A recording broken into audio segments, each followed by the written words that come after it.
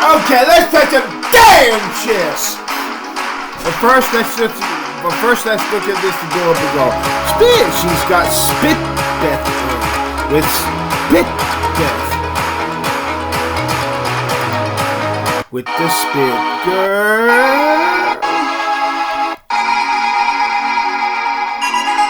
She's cute. Boop. We get that damn bar out of the way so I can sleep.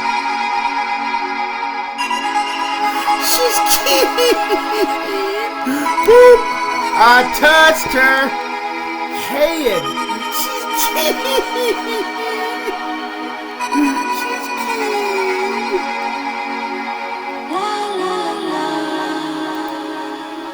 You always show that girl whenever I play this video. And I'm playing chess. She's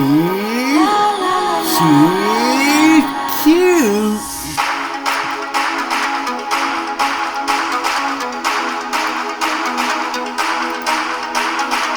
With the spit girl. Whoop. I touched her head. Spit. With spit. She's cute. With a spit girl.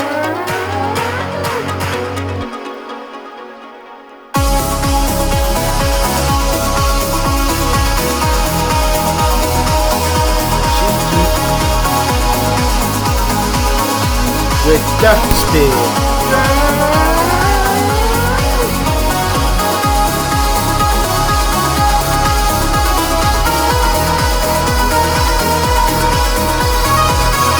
I don't give a fuck. He eats his eggs so loud.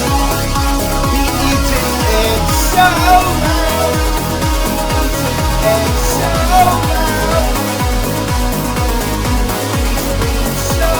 He eats his eggs so loud. He screams so loud.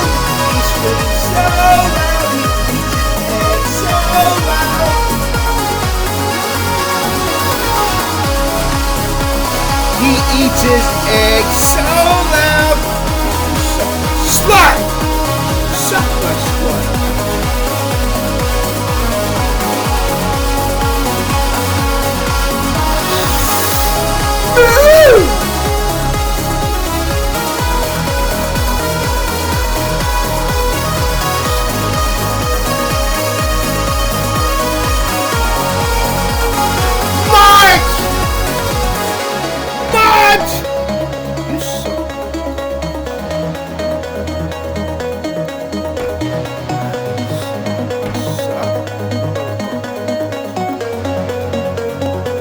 Don't even think about slut that slut. Shut it!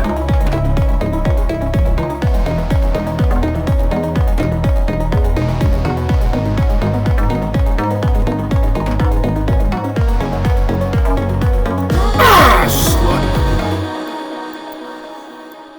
You suck my slut! You suck my motherfucking dick. You suck my dick, bitch.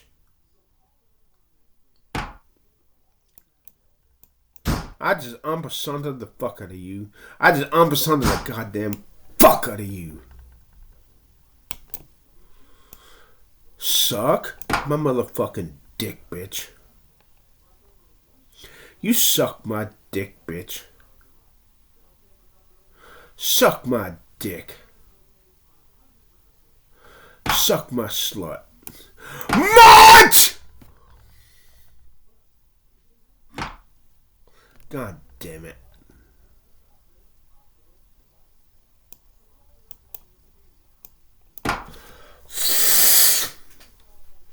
Then where the fuck do I want a castle?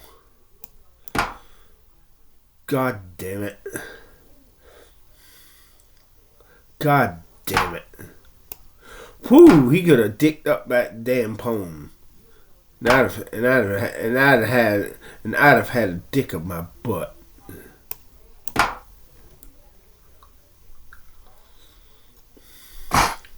Suck my dick, bitch. Suck my motherfucking dick, bitch. You suck my motherfucking dick, bitch. Suck my motherfucking dick, bitch. You suck my motherfucking dick, bitch. Suck my motherfucking dick, bitch.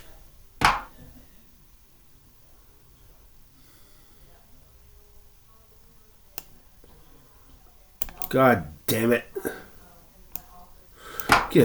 You fucking dick sucker. Don't even think about it, slut.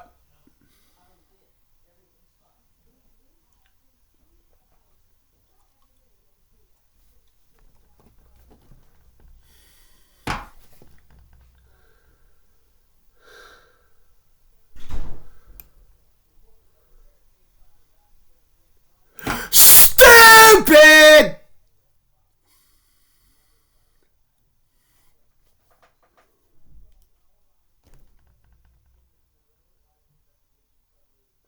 Dumbass.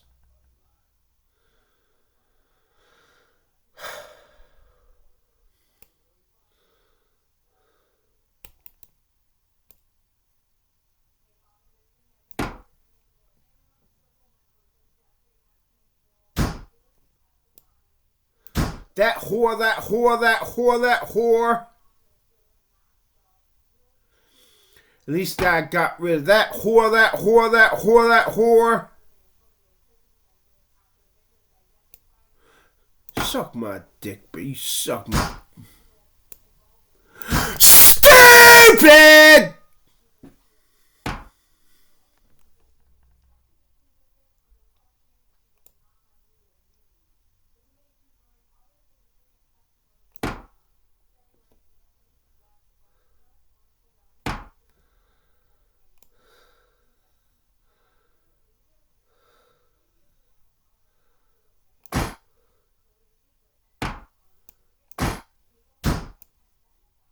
Dumb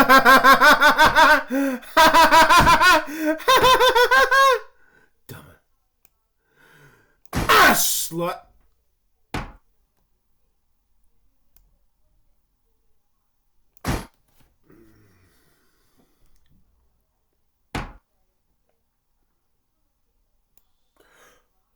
Much!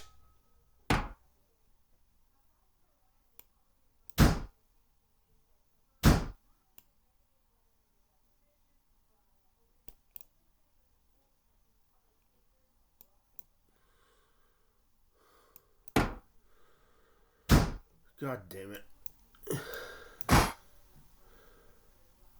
Now fuck up and move right here. God damn it.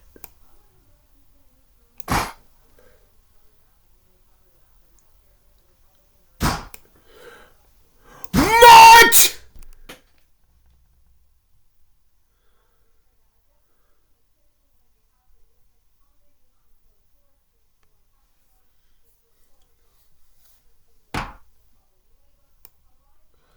Ah!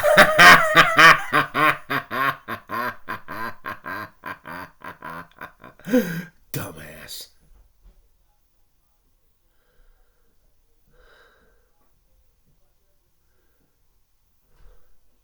What?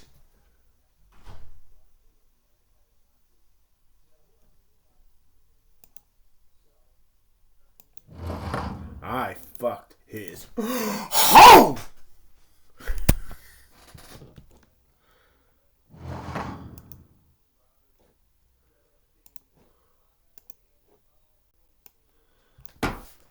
Most people understand that reality shows aren't exactly real, but to dismiss the shows and just say, oh, it's all scripted, it's all fake, that's not exactly true either. You see, these shows operate more like human science experiments than scripted entertainment. Producers aren't necessarily telling contestants what to do, what to say, and how to act, but going through a series of calculated behind-the-scenes steps to control the environment and nearly guarantee chaos on camera. Unfortunately, because these tactics are designed designed to push people past their breaking point. There have been countless cases where contestants' lives were tragically cut short, with many pointing to the mental and emotional toll these shows have had on them. Today we are going to uncover the step-by-step process reality shows use to psychologically manipulate their contestants into getting the entertainment that they want, and all the ways it has gone horribly wrong. It all starts with the people they cast in the first place, whose personality profiles will naturally clash, ensuring fights and maximizing drama. Even though reality shows can have vastly different premises, most of them follow a similar structure. Bring a group of strangers together, isolate them from the outside world, and then put them through some kind of challenge with real stakes on the line. And whether the final prize is money or love, the production process for maximizing the entertainment value of these shows is mostly the same, and a lot of it relies on morally unethical behavior. Before the cameras turn on, reality shows have an extremely calculated casting process. The first step for getting on many reality shows is a lengthy application, and we're not talking a job application. Shows like Big Brother require IQ and psychological evaluations to ensure contestants will be able to perform under pressure. Survivor is similar, where production evaluations to ensure contestants will be able to perform under pressure. Survivor is similar, where production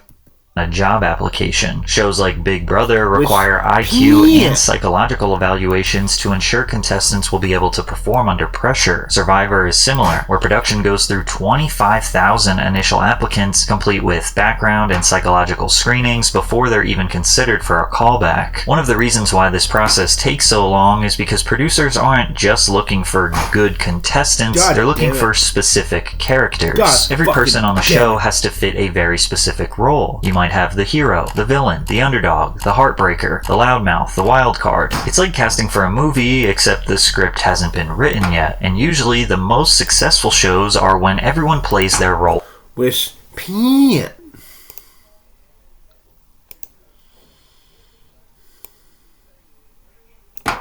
Suck my dick, bitch.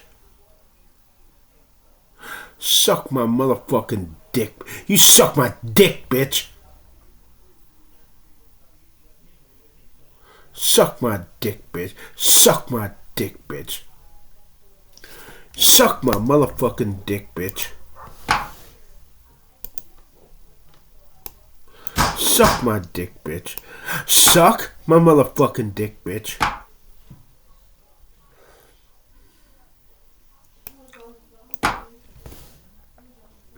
Suck my dick, bitch.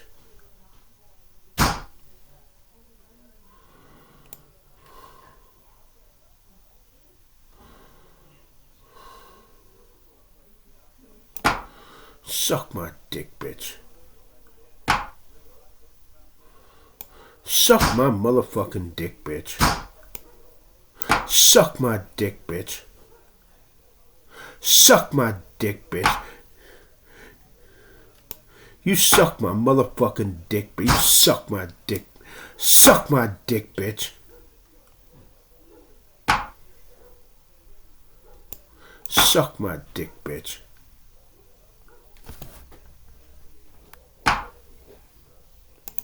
Suck my dick, bitch.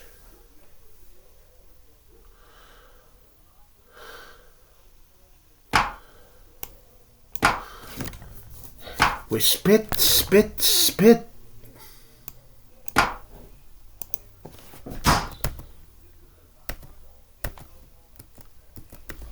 Will be able to perform under pressure. Survivor is similar, where production goes through 25,000 initial applicants, complete with and psychological evaluations to ensure contestants will be able to perform under pressure. Survivor is similar, where production goes through 25,000 initial applicants, complete with background and psychological screenings before they're even considered for a callback. One of the reasons why this process takes so long is because producers aren't just looking for good contestants, they're looking for specific characters. Every person on the show has to fit a very specific role. You might have the hero, the villain, the underdog, the heartbreaker, the loudmouth, the wild card. It's like casting for a movie, except the script hasn't been written yet, and usually the most successful shows are when everyone plays their role perfectly. Like in Jersey Shore, Ronnie was the hothead who wanted to start fights. Jenny was the female hothead who wanted to start fights. Snooki was the lovable fights. Jenny was the female hothead who wanted to start fights. Snooki was the lovable mess. Mike the Situation was the arrogant loudmouth. Vinny was the laid-back, lovable nice guy. Paulie D was the uplifting wingman. You knew exactly what you were going to get from each character, which made the show easier to produce, made the stories easier to write, and fans could easily understand and develop parasocial relationships with the cast. However, during the casting process, what producers are truly looking for are people that exhibit characteristics known as the dark triad. The term dark triad refers to a trio of negative personality traits: narcissism, Machiavellianism, and psychopathy. Put more simply, they're looking for those who are entitled, lack empathy, and manipulate others. Why? Well, these are the people that create the best drama. A perfect example is Russell Hantz from Survivor. But first, a quick word from today's sponsor, Fume. Flavored air is quickly becoming the leading alternative to vaping and smoking, and today's sponsor, Fume, is leading the charge. Have you ever caught yourself reaching for a bad habit without even thinking about it? Maybe it's out of stress, boredom, or just wanting to fit in? Well, that's where Fume comes in. It's not about quitting, it's about replacing. Fume offers a simple and enjoyable way to break away from bad habits while still having something satisfying to reach for. Fume is a flavored air device that delivers great flavor without any harmful chemicals. Instead of vapor, you just breathe in natural, non-toxic flavors that satisfy the craving. Fume's premium wooden design feels great in your hand, and its magnetic top makes for a great fidget toy. The crisp mint flavor is great. It's refreshing and keeps you feeling sharp throughout the day. But they offer tons of flavor, so there's something for everyone. Over 500,000 people have already made the switch to Fume as a part of their habit-changing journey. If you're ready to try it for yourself, now's the time. For a limited time, if you order the Journey Pack using my code PatrickCC, you'll get a free Fume topper, which is an awesome accessory to level up your experience. Go to tryfume.com/PatrickCC or scan the QR code on the screen to get yours today. Despite the show's focus on strategy and endurance, Russell became legendary for burning other contestants' socks, sabotaging food supplies, and lying straight to people's face. He wasn't just playing the game, he was thriving on manipulation and control, and fans love to hate him for it. Some contestants wear these dark triad traits like a badge of honor. Tiffany New York Pollard is one of the most iconic reality stars in history who was unapologetic about stirring up drama on VH1's Flavor of Love. Not you. You can choke. This was the first interaction I really had with Rain, so I wanted to see her anger level. I wanted to see if I was powerful enough to twist her mind. It was a mind thing. She got mind screwed by me, and it worked. My advice to the other ladies in the house would be beware of me, because I'm not backing down. Or take Stephen Bear from X on the Beach. He built a persona around seduction, betrayal, and exploiting his relationships for entertainment, but it turns out this was no persona. This was actually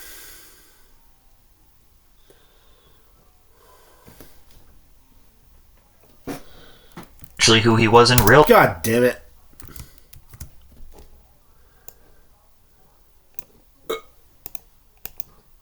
Bear was convicted and jailed for revenge porn after leaking explicit footage of an ex-partner online. He was sentenced to 21 months in prison. Psychologist Pamela B. Rutledge says that the perfect reality TV star and the perfect scammer or con artist have many overlapping traits. Actors, con artists, and scammers all tend to exude energy and have excellent powers of persuasion. The best scammers can project something desirable and likable about themselves to increase perceptions of trust and appear to offer an opportunity with lots of upside while glossing over the risks. And to no surprise, there are literally countless people who were found guilty of financial crimes before or after appearing on reality TV. Jen Shah from The Real Housewives of Salt Lake City was running a telemarketing scam targeting vulnerable, often elderly individuals. Shah pleaded guilty and was later sentenced to 6.5 years in prison and ordered to pay $6.5 million in restitution. Teresa Giudice from The Real Housewives of New Jersey served 11 months in prison after committing multiple acts of financial fraud. Richard Hatch from Survivor was indicted for fraud and tax evasion. Todd and Julie Chrisley were found guilty. Richard Hatch from Survivor was indicted for fraud and tax evasion. Todd and Julie Chrisley were found guilty of both evading taxes and conspiracy to defraud community banks out of more than $30 million to fund their lavish lifestyle. Julie and Todd were sentenced to 7 and 12 years in prison, but lucky for them, another reality star scammer had the power to personally pardon them. If you just Google reality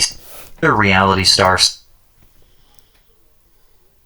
scammer had the power to personally pardon them. If you just Google reality star fraud, you'll get so many different examples that it actually looks like these producers are intentionally trying to cast scammers to be on their show. But show producers have been criticized for not doing enough due diligence to avoid platforming bad or immoral people. Since they go through a deep vetting process, they should know about any potential controversies. Bachelor contestants met with a private investigator who is, quote, trained to dig up any skeletons in the closet, partly to use for their storyline, but also to get ahead of any tabloid stories that could come to the surface if they were on the show. Had they ever been arrested? Had they ever sent nude photos to anyone? Had they ever made an X-tape? Had they gotten a DUI? Recently, Love Island cast member Sierra Ortega was removed from season 7 after posts from years ago resurfaced showing her using a racial slur that was historically used to attack Asian people. Outrage erupted online, she was labeled a racist, and fans demanded that she be removed from the show. She announced that she left the show due to a personal situation and then issued an apology online. I had no ill intention when I was using it, but that's absolutely no excuse because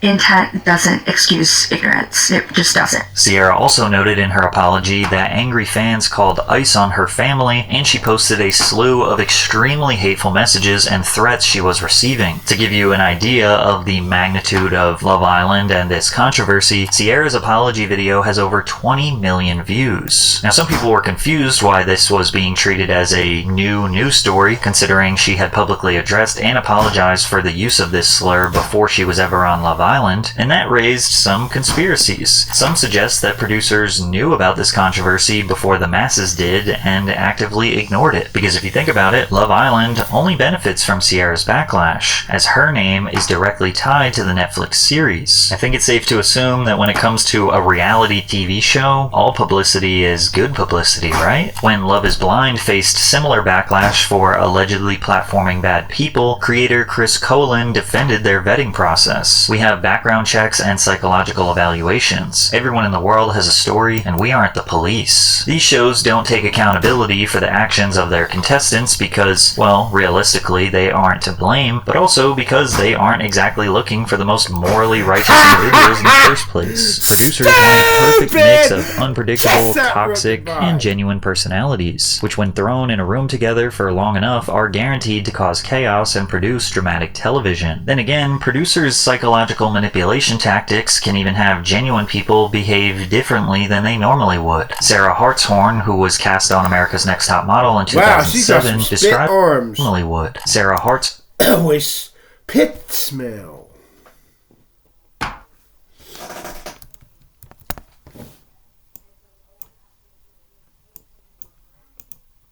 who was cast on America's Next Top Model in 2007, described producers exuding this. Thousands upon thousands sent in audition tapes from all over the country, every single state. We had casting scouts all over looking for candidates, and you guys are the ones who made it. You're here, and it's not just your looks. You all know that being a top model is more than that. It's who you are, and one of you is America's Next Top Model. This is a once-in-a-lifetime opportunity. By framing the contestants as chosen and exceptional, producers create a heightened sense of purpose and pressure. It deepens the emotional investment of the cast, making them willing to endure extreme conditions or humiliation for the sake of not wasting their once-in-a-lifetime shot. It also shifts the power dynamic in favor of the producers. Contestants are no longer just people, they're characters in the producer's story that they feel obligated to live up to. And before ever stepping onto the set, contestants are almost always required to sign strict contracts, often including detailed non-disclosure agreements. Now, it's easy to understand why NDAs are somewhat necessary to prevent the show's ending from being spoiled by bitter contestants, as the episodes were filmed months in advance, but fans have to wait week after week to find out what happens. What they don't realize is sometimes these contracts come with threats. Sarah Hartstone recalls America's Next Top Model producers threatening to sue contestants for $5 million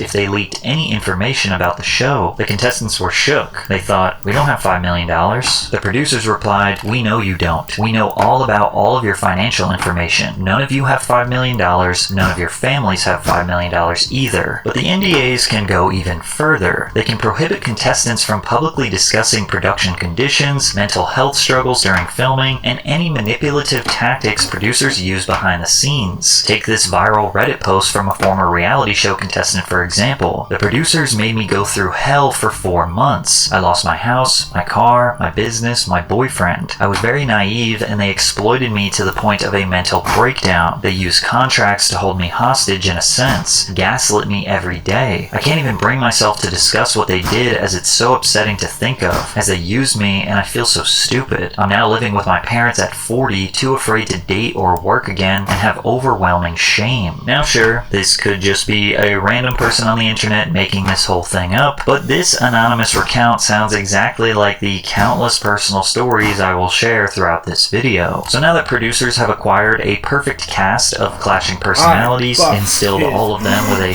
god complex, and prevented them from revealing any information about their experience, the next thing to do is manipulate their surroundings, restricting their diet, and implementing borderline torturous tactics to manufacture chaos. And it all starts with 24/7 surveillance. As soon as you wake up in the morning, your mic is put on. When you go to bed, it's taken off. On The Bachelor, contestants sign contracts in which they must agree to be filmed up to 24 hours a day, 7 days a week. But this may also be by means of hidden cameras and microphones, according to the contract, meaning they're likely going to be caught at some point in a less than positive light. They should have no expectation of privacy. This may seem like an obvious necessity for reality TV to function. After all, the only way they can capture reality is by making sure literally everything is being filmed and recorded.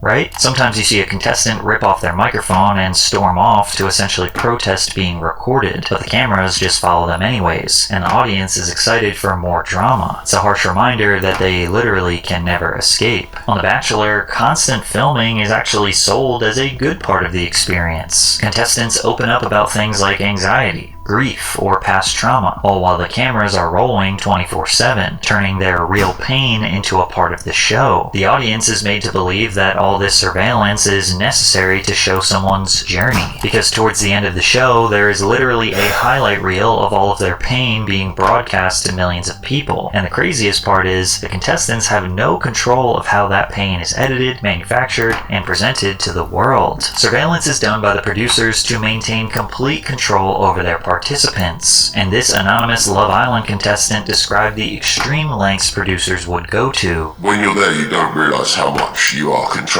by them. If you talk too much about life outside of the island, the voice of God, which is like a big speaker, will tell you to shut up. So it's like, this doesn't make good telly. Most of your day is just filled with gossiping about situations inside the villa, because that's all you're allowed to talk about." Another former Love Island contestant described what producers will do to provoke a situation. They set up the environment to test you because they know exactly what you don't like, they know exactly what you're scared of, they know what you're attracted to, what you're not attracted to, they know your triggers, so it's very easy for them to manipulate your environment and situations to get the best reaction out of you. And especially when the storyline is not going the way that they want, they know exactly how to fix that because they know you very well. You're literally just a little rat in their experiment, and they're trying to see what they can change and what they can do to see how you're going to react and how far they can push you. Now, beyond surveillance, one of the foundational elements of a successful reality show is keeping the contestants in pure isolation. In Big Brother, contestants are confined to a house with no access to phones, internet, television, or contact with family and friends. This isolation forces them to rely on their relationships within the house, making every alliance, betrayal, and argument feel more intense. Former Bachelor contestant Leslie Hughes said, "We have nothing. We are completely cut off from the world. We have to talk to each other. We have nothing else to do." Similarly, Love Island isolates contestants in a luxurious villa where they have no communication with the outside world. There are no distractions, and they essentially create this artificial bubble where everything on set becomes the only thing that matters to them. We didn't have any autonomy at all. Not only did they take our phones, they took our wallets, they took our IDs, they took our passports, all in the same instance, without telling us ahead of time this was going to happen. And we were filming 18 to 20 hours a day. The only time we weren't being filmed was when the union crews swapped out for a new crew because they had met their maximum for the day. You never see daylight unless you're allowed to use the bathroom, which is a trailer outside. They keep you in the state where you really have spit with a spit. no idea how much time has... Does she have a spit effect or... She's cute. With a spit effect. transpired. It's one of those things where you read daylight unless you're allowed to use the bathroom, which is a trailer outside. They keep you in the state where you really have no idea how much time has transpired. It's one of those things where, looking back on it, if someone told me it was a month, I might have believed them. So what else can they do to cure their boredom? Well, have you ever noticed just how much alcohol is being consumed on reality TV shows? It feels like most of the explosive moments or juicy drama erupts after a night of heavy drinking. Nick Bateman from Big Brother said, "Alcohol was given to us when we were feeling down or depressed or nothing was going on, because obviously alcohol is the Molotov cocktail producers use to liven things up." Bateman says drinks were coveted by contestants because it would quell the boredom of being captive in the house. Bronwyn Wyndham Burke from the Real Housewives of Orange County says that producers took it a step further. Whenever you're filming, they have alcohol there. They ask you before you go on a trip, what kind do you like? They get to know what your favorites are. And while producers don't force you to drink, alcoholic beverages were readily available, and that sometimes during scenes, cast members were discouraged from eating. Jeremy Hartwell, who was a Love is Blind contestant, sued the company alleging that he could not access food and water, but alcohol was available and even encouraged on an empty stomach. Now, it's one thing to give a bunch of partiers some alcohol, but putting restrictions on their diet is just borderline evil, and there's a lot of evidence that supports this tactic. On The Bachelor, contestants are not allowed to eat any food during their dates because the microphones pick up the unpleasant sounds. No one looks good eating, and microphones pick up all kinds of chomping. Now, this seems like a justifiable reason, and even though it sounds messed up in shows like Survivor or Alone, contestants aren't fed enough to somewhat mimic the simulated reality of surviving in the wild. But one could also theorize that low blood sugar could prompt emotional reactions, pushing contestants towards emotional or medical breakdowns. In Mr. Beast games, contestants complained about their food rations. One meal reportedly included a tiny portion of cold oatmeal, one hard-boiled egg, and a few pieces breakdowns. In Mr. Beast games, contestants complained towards emotional or medical breakdowns in emotional reactions.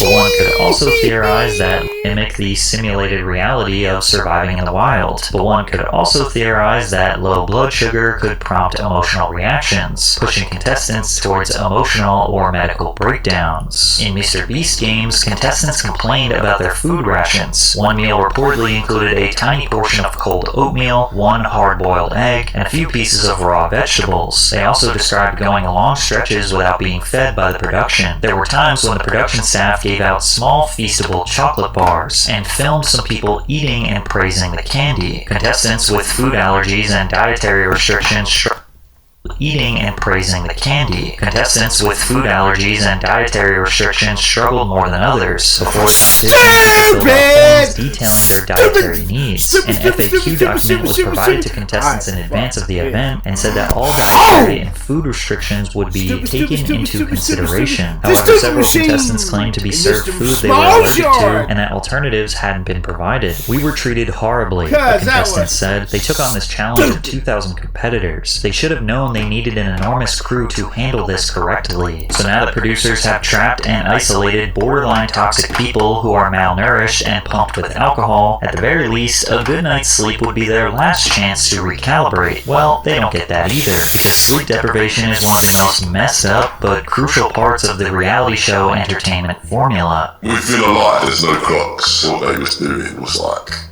keeping you up really late, waking you up early, so then you're going to react more because you basically got sleep deprivation. Most competition reality shows follow a similar daily routine. Wake up early in the morning, typically around 7 a.m., then they go do their competitions or tasks for the day, then in the evenings they talk strategy or socialize with another while getting drunk. Now you have to keep in mind that producers' top priority is to get 45 minutes of watchable television each day. They can count on roughly half of the airtime coming from the actual competitions or tasks, but the other half needs to be the all-too-sweet drama that everyone craves. lives. And if the day is coming to an end and they don't think they have enough, they will keep the contestants awake. For 3 years, Sarah Shapiro worked as a producer on the reality show The Bachelor. Her task, as she recalls it, was to get the contestants to open up and to give them terrible advice and to deprive them of sleep. She sees it now as complicated manipulation through friendship. In Jeremy Hartwell's lawsuit against Love is Blind, he said that they implemented what was called night dating. We didn't have clocks or anything, so it's hard to know exactly when it happened, but typically the night dates would last until about 2 a.m. He estimates that between getting back to his hotel room at 3 a.m. and being expected in the lobby at 7:15 a.m., he got 2 to 3 hours of sleep a night. On the challenge, cast members have reported being kept up until 3 or 4 a.m. and then forced into physically demanding tasks just a few hours later. On Love Island, lights in the villa stay on until producers decide it's time for bed, and contestants are often woken up abruptly for surprise challenges. The lights are on the entire time during Big Brother taping, even when the contestants are asleep. Interestingly enough, this is the same tactic that is used by the toughest maximum security prison in El Salvador. Privacy and sleeping with the lights off is considered a privilege. The modules are kept lit all day and night for monitoring. When the sun goes down, the lights stay on all the time. They are constantly being observed. I think this is one of the hardest things. When they try to sleep,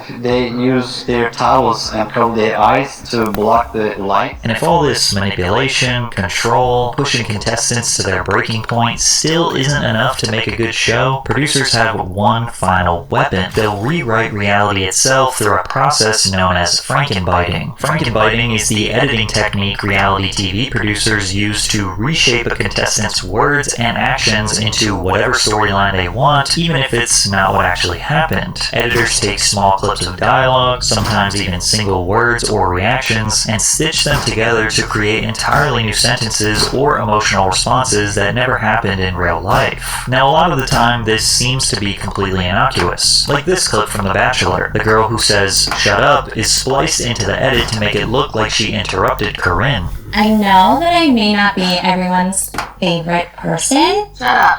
And I feel like may not be everyone's favorite person. Shut up. Spit. And I feel like there's like things going on behind my back or comments or whispers and In that moment in real life, when Corinne was talking, Jamie did not interrupt her and say shut up. That was taken from an entirely different moment out of context. And then the women who are shown laughing after Jamie says shut up was also clearly taken out of context. This happens so often in reality TV, and it's extremely clunky to watch. It often makes me wonder how people get so invested when you can see that things are manipulated even for the smallest reasons. However, sometimes situations are chopped up so much and narratives are so distorted that it's shameful producers got away with it. On season 1 of Joe Millionaire in 2003, Sarah Kozer was being portrayed as the bad girl. Producers set up a scene where Sarah and Evan go for a walk into the dark yard where the cameras cannot capture them. They took audio from Sarah getting a back massage from another female castmate hours before and then put it over a vague panning shot of the backyard and made it seem like she was giving Evan top in the woods. They made it look like she gave him head in the woods.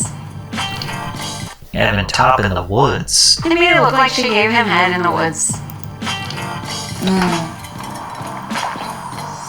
But even when Sarah tried to go to the press after the show was over and convince everyone that the whole scene was taken out of context, people around the world were not convinced. Let me take a couple of calls. Alright, let's go to Randy. Randy, go ahead.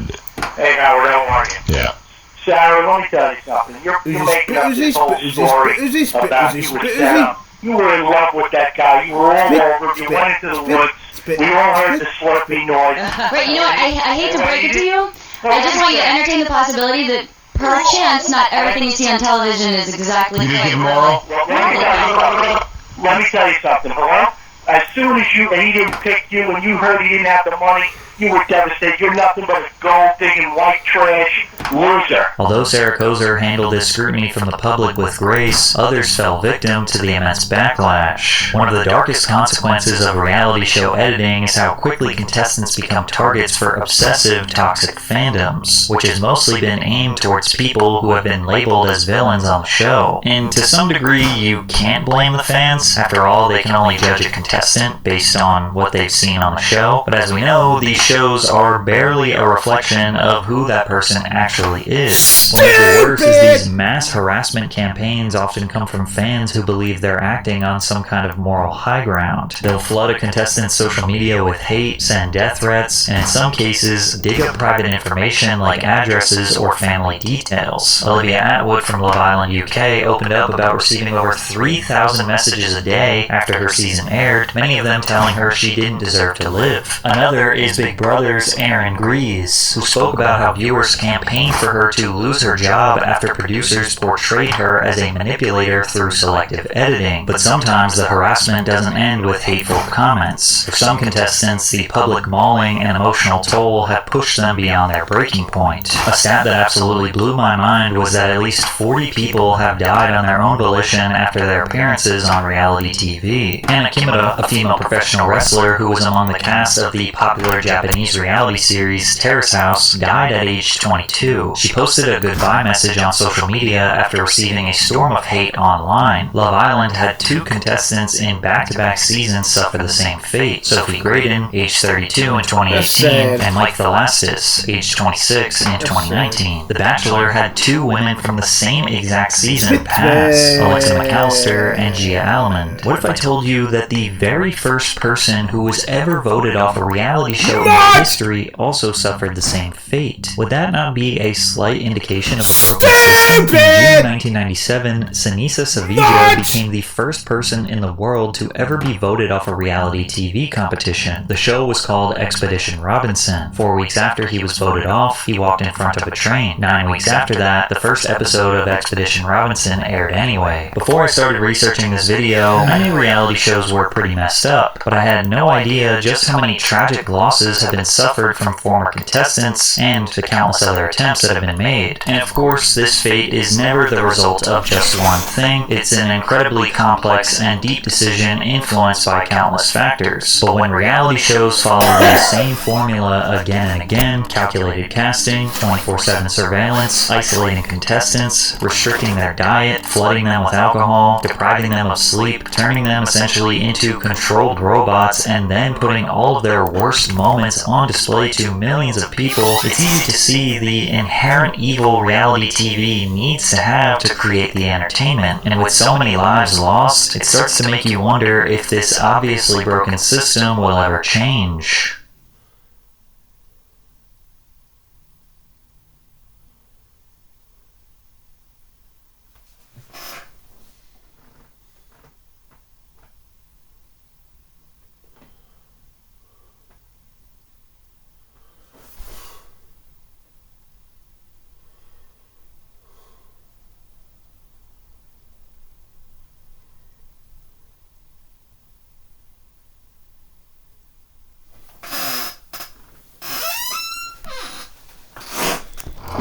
I fucked his hoe!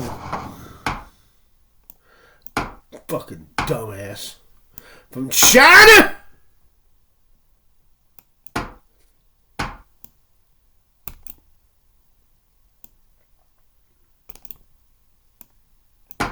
Suck my slut!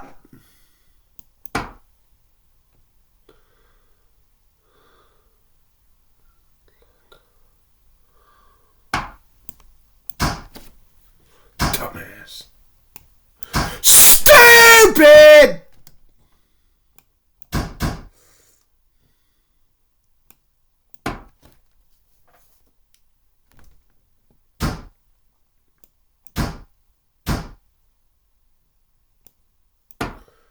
Don't even think about slut! God damn it.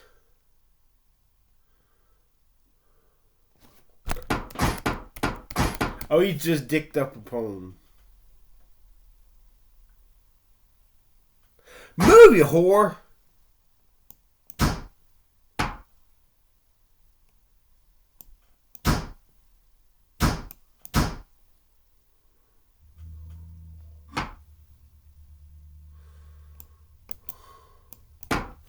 Move, you whore.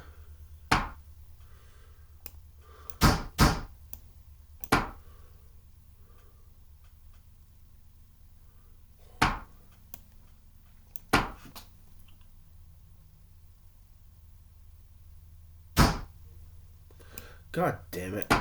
God fuck it. I ain't a thing about slut. Suck my dick, bitch.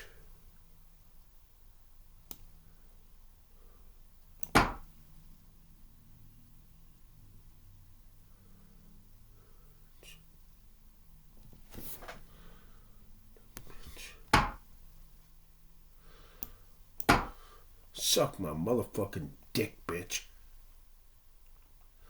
Suck my slut.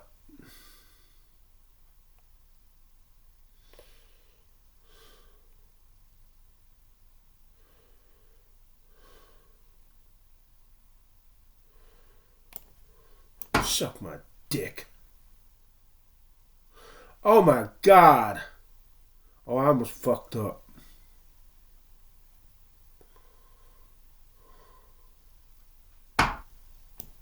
Suck my dick, bitch.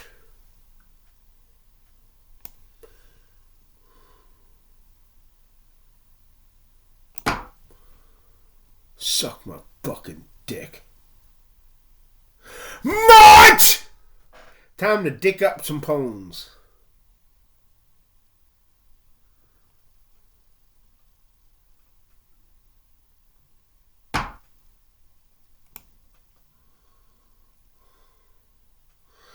March! It's time for Janet has Uzi arms him.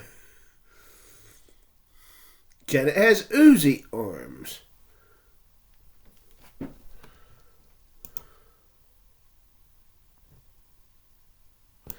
Janet has Uzi arms. Suck my dick, bitch. What kind of relationship did you two have? We were just very, very close spiritually ourselves. How did he reach out to you in the first place? He came and found me in a crazy way, Chaka Khan recalls. In your hometown? No, in San Francisco, actually. From the outside, it looked like a casual story between two legends. Suck my dick, but the way bitch. Chaka tells it, the connection between her and Prince was never just professional. It was spiritual, something that went far beyond music charts and sold-out arenas. Years later, after Prince turned his back on the church, the people who had known him best began to notice things they could not explain away as eccentricity. These were random rumors. They were patterns. Dumbass. His closest friends say that his personality shifted almost overnight. The man who once glowed with mischief and fearless confidence became withdrawn, suspicious, and physically fragile. He locked himself away for long stretches of time. Whispers followed him about sudden collapses, panicked calls, and quiet emergencies that never made the tabloids. According to Chaka Khan, Prince didn't simply walk away from religion. He stepped into a spiritual no-man's land, a place where guilt, fear, and pain circled him relentlessly with no clear path back to peace. Relationships fell apart. His body began to fail. Even though he had avoided modern medicine for years, he grew dangerously dependent on prescription painkillers. People who loved him started asking a question that no one wanted recorded on camera. Was Prince being punished? Or was he slowly destroying himself after cutting loose from the only spiritual anchor he had ever known? Chaka Khan would later suggest that what Prince endured in those years was not freedom at all. It was torment so deep she believed it was worse than death. This file traces the dark chain of events that followed Prince's break with the church, and why some people believe the price he paid was never meant to be survivable. Chapter 1, Prince, the Church, and the Conflict 1960 S1980 Prince Rogers Nelson was born into sound and into contradiction. In Minneapolis, his childhood world was built from two clashing elements, music and faith. Church was close, both as a physical space and as a language. He heard gospel harmonies sermons about judgment and mercy, and strict moral boundaries long before he understood the meanings behind them. But inside his own home, stability was fragile. His parents' relationship was turbulent. Arguments, separations, and emotional distance taught him that devotion and chaos could occupy the same room. That tension never really left him. turned into fuel. From a young age, Prince seemed to have a restless inner life. He was disciplined, intensely private, and painfully sensitive to being judged. Music gave him the one thing reality did not control. He could build entire worlds from soundbend rules and rewrite stories in real time. Faith, especially organized faith, did the opposite. It offered rules that felt immovable. Even as a teenager, Prince was being pulled in three directions at once: belief, desire, and freedom. He wanted God. He wanted sex. He wanted to create without needing anyone's permission. Trying to reconcile those forces didn't just influence his life. It became the blueprint for it.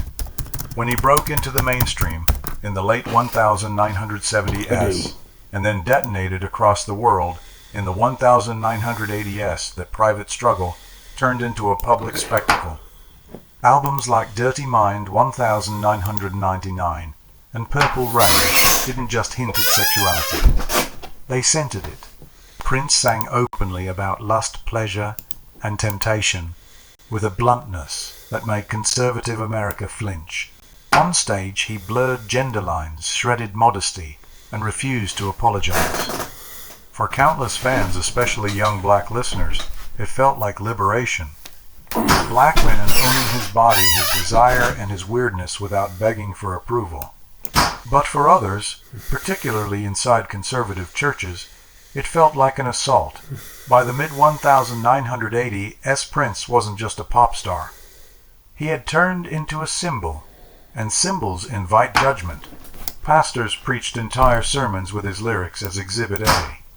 Religious commentators used his videos as proof that black music had lost its way. Talk radio callers and newspaper columnists described him as a corrupter, a dangerous influence dragging young people away from God. The phrase moral decay started following his name around. What made it uniquely painful was that Prince never saw himself as an enemy of God. According to people who knew him, including Chaka Khan, he believed deeply in a higher power. He prayed. He searched. He wrestled. The problem was not disbelief. The problem was guilt. Chaka has said that, even in those early years, Prince carried a quiet sense of moral conflict. He loved the church's language of grace, but he could not silence his desires. And the louder the condemnation became, the deeper that conflict cut into him. His music from this era is full of that tension. Explicit sexuality sits side by side with religious imagery, angels' judgment, heaven's sin, salvation. Songs swing between warning and invitation, ecstasy and fear. He wasn't mocking faith. He was circling it, arguing with it, demanding that it respond. To some listeners, that sounded like blasphemy. To others, it sounded like confession. But institutions aren't built for confession. They're built to enforce lines. As Prince's fame expanded, so did the scrutiny. His videos were investigated for indecency. Parents' groups campaigned against him. He was lumped together with other artists supposedly corrupting the youth. Soon the criticism shifted from his work to his character. Writers and preachers accused him of enjoying sin without consequence, of reveling in temptation he would never pay for. That accusation mattered because Prince heard it. Those close to him describe a man who absorbed judgment like a sponge. He didn't shrug it off as ignorance. He internalized it. Chaka Khan later said Prince was always aware of how he was viewed by the church. He wasn't rebelling against God. He was terrified of disappointing him. That fear hardened into a chronic underground guilt, quiet, constant, unresolved. By the late 1980s, Prince was at the absolute height of his creative power, but the conflict inside him was intensifying. Success didn't quiet the accusations. It amplified them. The more visible he became, the more he was held up as an example of excess, of temptation, of what not to become. For a black artist raised in and around church culture, that kind of spiritual judgment carried extra weight. The church wasn't just an institution. It was community, family, identity, and Prince felt himself drifting away from it. His estrangement did not look like teenage rebellion. It looked like exhaustion. Interviews from that time show a man more guarded sidestepping questions about religion, refusing to be trapped in the role of either saint or villain. His answers grew shorter, God damn it. more elusive, as if he were protecting something fragile inside himself. But the pressure never let up. By the end of the decade, Prince stood between two demanding forces. God damn The it. church wanted repentance. The music industry wanted provocation. He tried to satisfy neither, and ended up satisfying no one, including himself. This is where the conflict stopped being an abstract theme and started becoming dangerous. Chaka Khan would later describe this period with terrifying clarity. Prince, she said, wasn't rejecting God. He was wrestling with guilt, the belief that his desires made him unworthy, that his creativity itself might be sinful, that he could only be one of two things, holy or damned. That fight did not close with the 1,900 ATS. It escalated. The conditions were set for a break that would change everything. Prince wasn't done with God, but guilt left unresolved always comes back demanding payment, turning against the church. Prince never held a press conference to declare war on the church. There was no open letter, no dramatic sermon. His break came in fragments, missed meetings, quiet refusals, doors that stopped opening. By the early 1,990s, people who knew him well began to notice the pattern. His relationship with organized religion wasn't strained anymore. It was hostile. The guilt that had once driven him toward the altar was now driving him away from it. Friends and collaborators from that era say Prince started speaking openly in private about how religious authority had shaped his shame. He questioned why desire was automatically labeled sin, why his art was treated like a moral problem, why faith seemed to ask for submission instead of understanding. To him, church no longer felt like shelter. It felt like surveillance. He believed that religious systems, especially those surrounding black communities, relied on fear of hell, fear of being cast out, fear of losing family and community if you stepped out of line.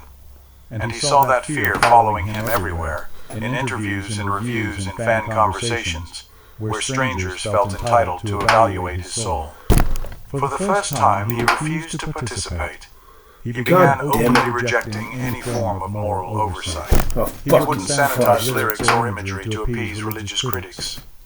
He bristled when interviewers tried to pin his songs to neat spiritual narratives. In private, he reportedly called the church an institution that confused control with holiness.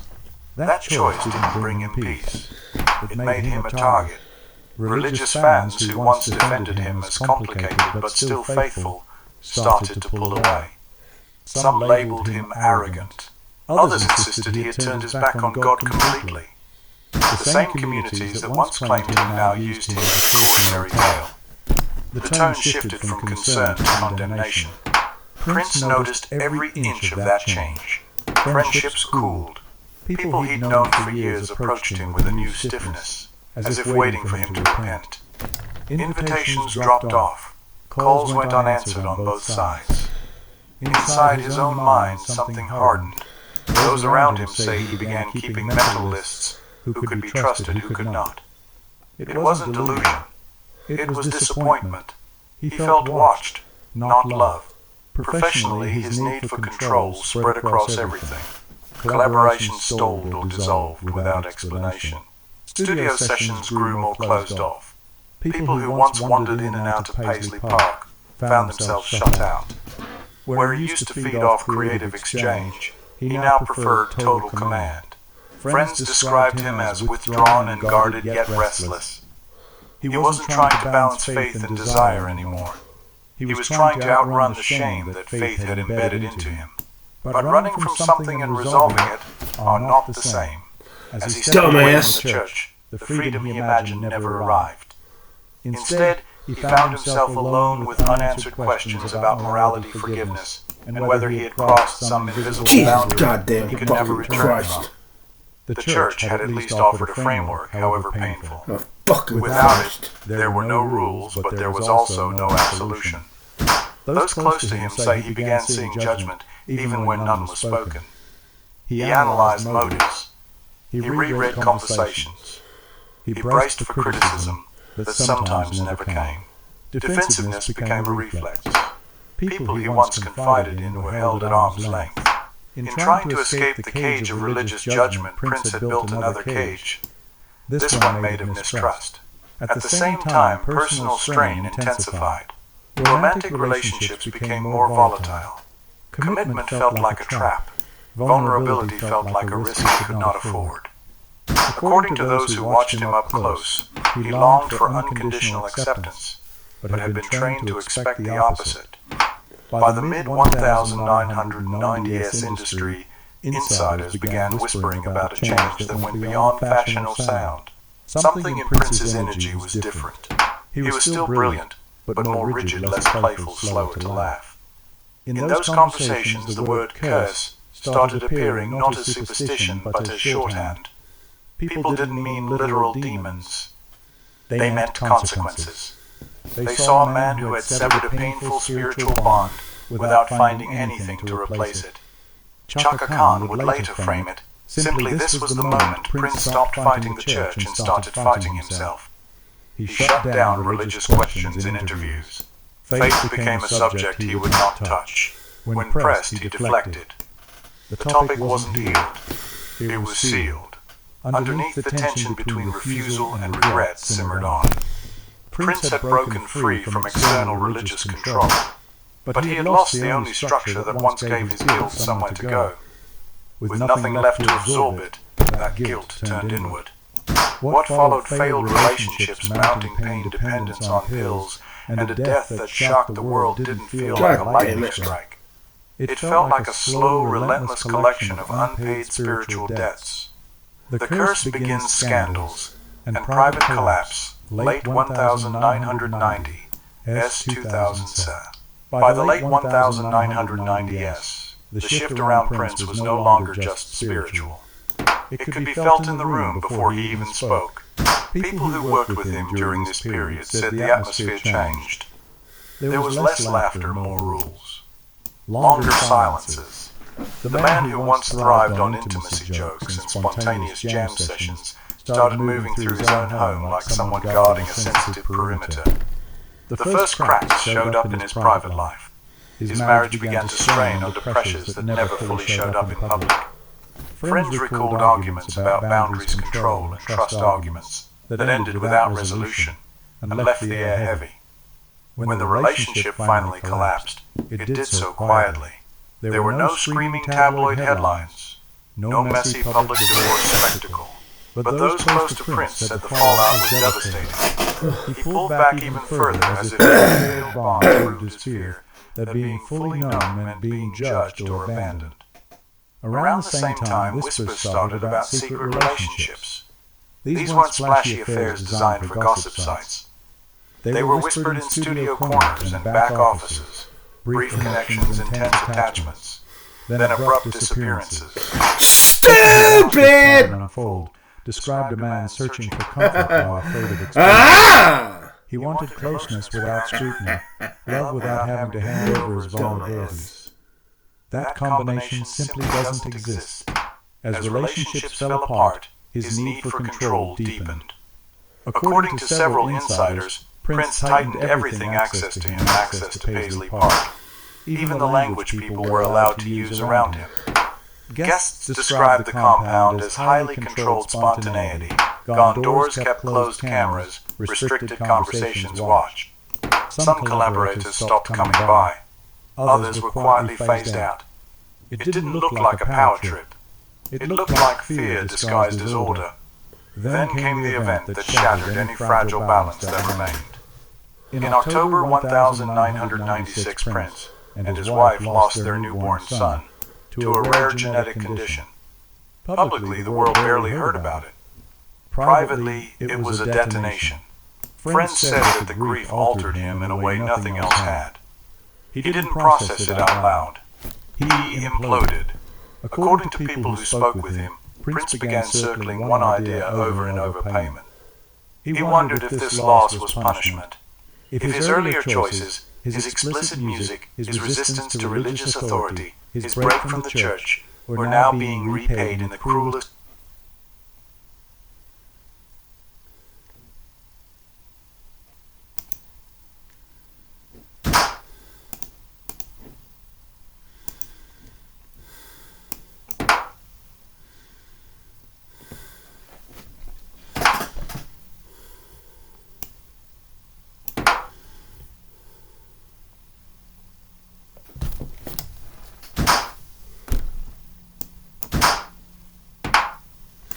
Much! I fucked his hole!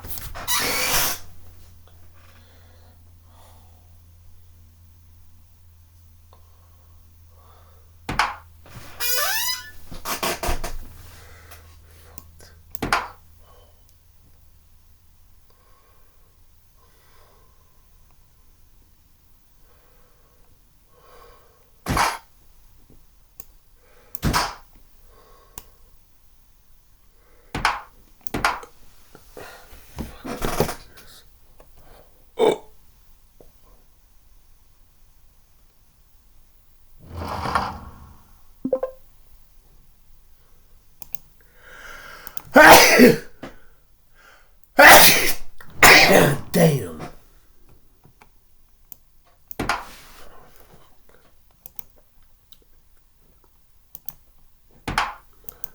In today's world, becoming internet famous is a dream come true for many, and hell, some would happily accept being made into a living meme if it meant they got an ounce of popularity out of it. Yes, it's true that sometimes becoming attached to a meme has its benefits. There are countless stories of individuals becoming online celebrities thanks to quirky viral video appearances or one-off gimmicks blowing up on sites like TikTok. And sometimes these one-off viral hits can become monetarily lucrative. But while living memehood has worked out for some, for others, find upsetting.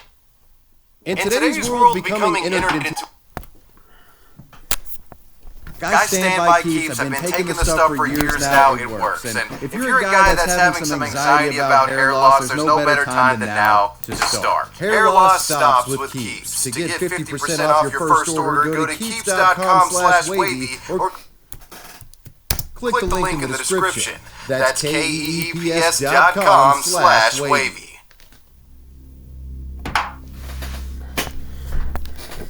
For most individuals that become living memes thanks to a viral video, the living meme is always a bit at fault for the creation of the meme itself, as almost every viral video either originates from a public setting or was a piece of content the would-be living meme actively chose to put out into the world. However, there are a few cases out there where an individual was essentially forced into memehood after bad faith actors leaked private videos to the internet, which of course brings us to the age-old story of the Star Wars kid. In April of 2003, well before the advent of YouTube, a video called jackass_star_wars_funny.wmv was uploaded to a popular peer-to-peer file-sharing website known as Kazaa. This video features a portly teenager wielding a metallic-looking rod, who was apparently attempting to mimic Darth Maul's lightsaber choreography from Star Wars The Phantom Menace. The video is notable for a variety of reasons, but what you need to know,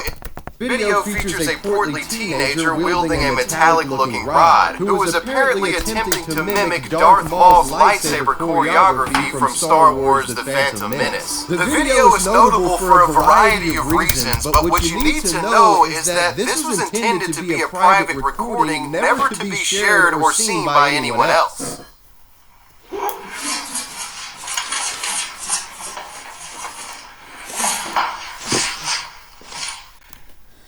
The creator and star of this video was a 14-year-old from Quebec, Canada named Ghislaine Raza. In late 2002, Ghislaine had filmed the video using a camcorder loaned out from his school. The scene being recorded to an 8mm.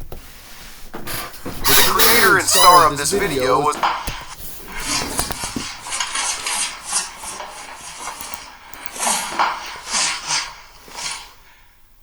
The creator and star of this video was a 14-year-old from Quebec, Canada named Ghislaine Raza. In late 2002, Ghislaine had filmed the video using a camcorder loaned out from his school. The scene being recorded to an 8mm cassette tape. So how does this embarrassing video make its way to the internet? Enter Ghislaine's classmate, Jerome Laflamme. Jerome would stumble upon this botched lightsaber choreography after Ghislaine had mistakenly left the cassette recording at school along with that shared camcorder. Apparently Ghislaine had forgotten to remove or delete this footage and it was still just sitting on this camera that other classmates used. Finding the cassette's contents cringeworthy, Jerome and two of his other friends come up with an idea. They would upload Ghislaine's lightsaber video to the internet in an effort to prank and humiliate their classmate.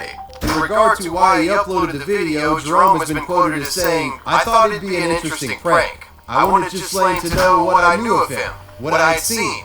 All I did was take the cassette, digitize it on the studio computer to pull a joke on Ghislaine. After that, I had nothing to do with it."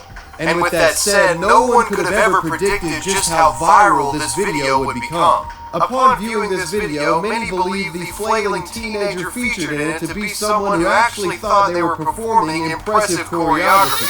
And of course, most believe that it was the kid who uploaded this video to the internet in the first place. I mean, after all, how does a video get online without you uploading it, right?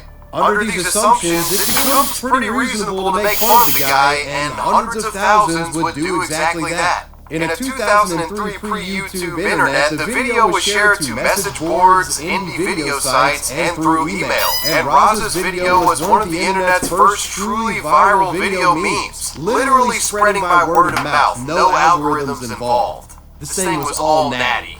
Within 2 weeks, meme edits of the footage had been created by internet jokesters, and many more would follow, warping Ghislaine's original recording in seemingly unlimited ways. Internet blogger Andy Bio would mirror the file to his own website, waxy.org, under the name StarWarsKid.wmv. Here it would receive over 1.1 million downloads, and because of the name he assigned to it, Star Wars Kid sort of became the unofficial name of this meme. And this is still just the beginning of the meme spread. It's impossible to say exactly how many people saw the video at the time, but some estimates say over 900 million people had seen the Star Wars Kid video by 2006. The video would become so popular it leaked from the internet and entered pop culture. Star Wars Kid was referenced in shows like American Dad, South Park, and Arrested Development, and was also featured in more unexpected places like in Tony Hawk's Underground 2. But eventually, as with all memes, the Star Wars Kid would die off in popularity. And when things simmered down, that's when people started asking the question, "Hey, you know this kid that we've been relentlessly bullying for like 6 years? I wonder what happened to him. I wonder how he's doing." This is a question that Andy Bio, the aforementioned blogger, had himself. And considering his relevance to the legacy of the Star Wars Kid, being the guy that kind of gave the name to the meme and spread it to millions of people, he made it his quest to track down this guy and try to interview him. Andy's quest would eventually lead him to getting into contact with one of the classmates that uploaded the video in the first place. Remember Jerome Laflamme and his two unnamed associates? Yeah, those guys. This classmate would explain to Andy how they got the video, how they found it on a school camcorder and uploaded it to the internet as a prank. They would confirm that they were classmates of the Star Wars Kid and also told Andy that the Star Wars Kid's name was Ghislaine Raza and they could get an interview with him. With the help of a French interpreter, Andy managed to set up an interview with Ghislaine to get the scoop on what the Star Wars Kid thought of his viral fame.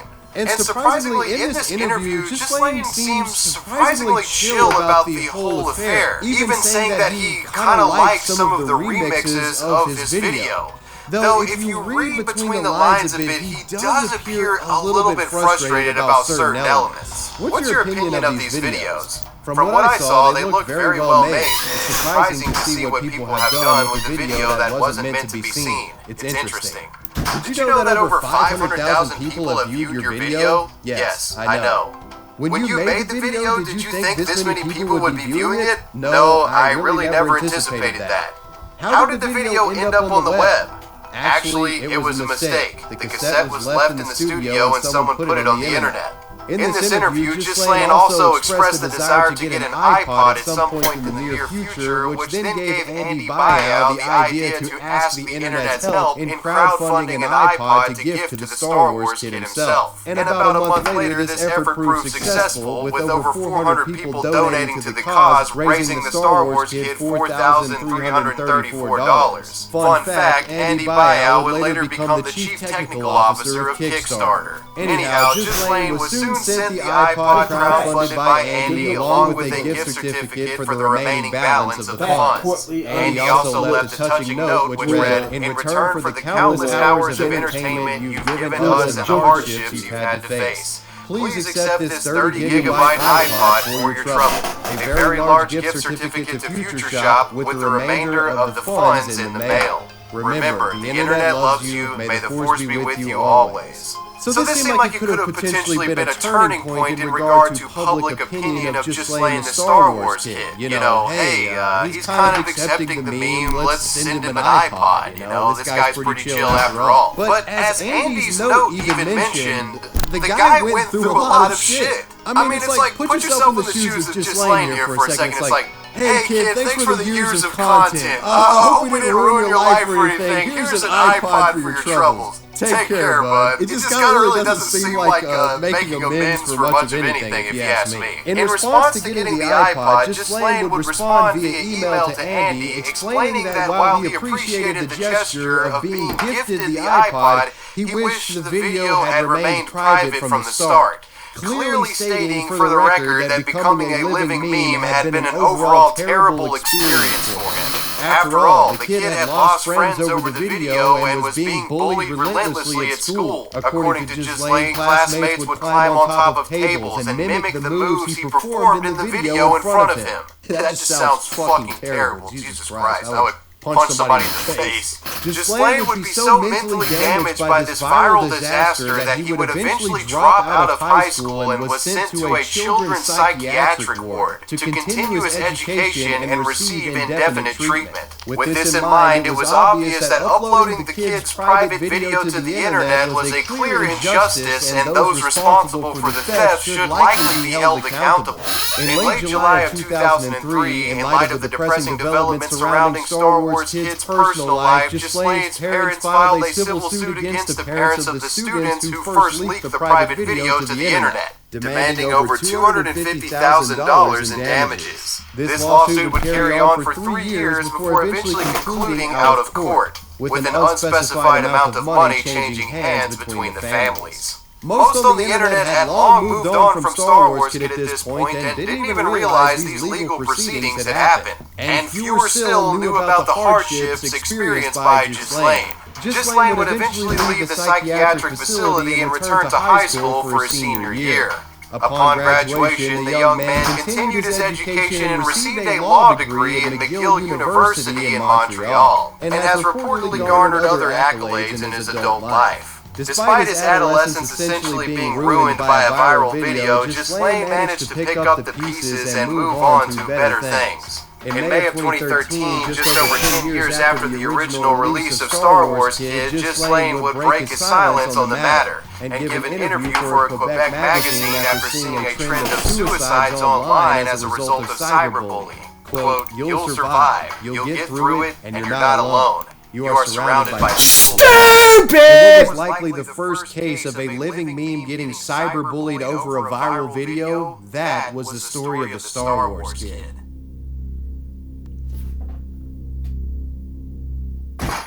When an aspiring filmmaker makes a documentary exposing Ugandan war criminal Joseph Kony, a worldwide effort to stop the man takes over. The humanitarian meme Kony 2012 is born. However, Kony's... Others find upsetting. If you don't like it, turn it off. The meanest thing I read was, I hope you yourself, and I hope you get an eating disorder so you'll look pretty. Simply because some idiot insinuated that something happened because two people went to use the bathroom at the same time. Are you happy yet? There is a dark, underworld, sinister side to Facebook that people probably don't realise even exists, but it's there. Today, we're looking at innocent people whose lives were destroyed by internet trolls, and you'll be shocked why these everyday people became targets. We'll start with the lighter cases and end with those that are truly heartbreaking. So my goal this year is to give you guys double the amount of videos without sacrificing quality, and to do that, we gotta keep growing. So it would mean the world to me if you subscribe, and I promise to do my very best to make the best videos of all time for you guys. I'm Visual Venture, you are awesome, and I hope that you guys like my new setup. What do you guys think? Natalia. Imagine getting roasted online, not for something you did, but for something someone else did using your face. That's exactly what happened to Natalia. In 2015, Natalia lived in Russia with her husband. She had a relatively quiet life, but her big mistake was using a social media platform called VK. Basically, the Russian version of Facebook. Basically, the Russian version of Facebook. She posted innocent pictures, like dinners with her husband, selfies, everyday stuff. Little did she know a troll was watching her page, and that troll was about to steal her life. This person downloaded hundreds of Natalia's photos. They took those photos and created a Twitter account. They called the account Uma Compton, same face, different name. And Uma Compton was preparing to cause a lot of trouble. The Uma Compton account introduced itself as a Christian mother. Proud Christian mother of three, suicide survivor, anti-bully advocate. But the things Uma Compton posted were the opposite of Christian. Not long after the account's creation, Uma started posting and quickly garnered attention for a series of outlandish and often vulgar tweets that she would publish. In one tweet, Uma bragged about her skills in the bedroom. Another tweet implied that she was romantically involved with her brother. Remember, this account was using Natalia's real face. People thought the woman behind those controversial tweets was bold enough to show her identity. The account went viral. Screenshots of the tweets went viral. It felt like everyone was talking about Uma Compton. But the troll behind the Uma Compton account didn't stop at tweets. They decided to make music, and things got even worse. The internet troll released